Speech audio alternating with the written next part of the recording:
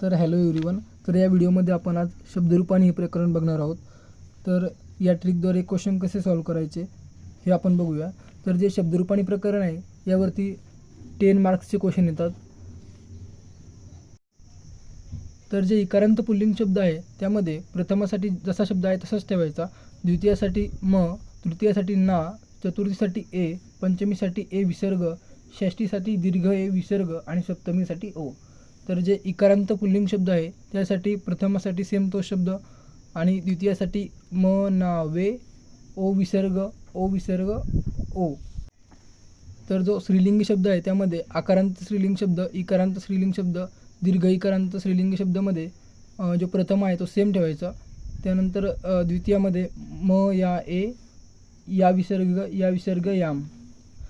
आणि जो स्त्रीलिंगी शब्द आहे उकारांत स्त्रीलिंग, दीर्घ उकारांत स्त्रीलिंग, त्यासाठी प्रथमासाठी सेम शब्द ठेवायचा, द्वितीयासाठी म, वा, वे, वा विसर्ग वाम.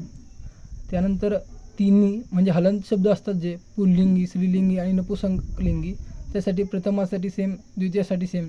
त्यानंतर जे तृतीय आहे त्यासाठी आ, चतुर्थीसाठी ए, विसर्ग ई.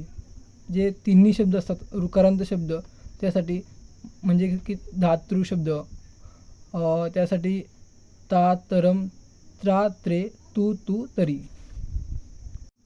फॉर एक्झाम्पल इकारांत पुल्लिंग मुनी शब्द घेतला तर आपण बघितलं होतं ट्रिकमध्ये की प्रथमासाठी सेम ठेवायचा शब्द, मुनिह, मुनी, मुनय प्रथमा, द्वितीयासाठी म लागतो तर मुनिम, मुनीन द्वितीया, तृतीयासाठी ना लागतो तर मुनीना, मुनिभ्याम, मुनिभ्ही तृतीया, चतुर्थीसाठी ए लागतो, मुनये, मुनिभ्याम, मुनिभ्य चतुर्थी. तर पंचमीसाठी ट्रिक आहे ए विसर्ग, मुने, मुनभ्याम, मुनिभ्य पंचमी. षष्ठीसाठी ट्रिक आहे ए, मुने, मुनियो, मुनीनाम षष्ठी. सप्तमीसाठी ओ, मुनो, मुनियो, मुनेषु सप्तमी.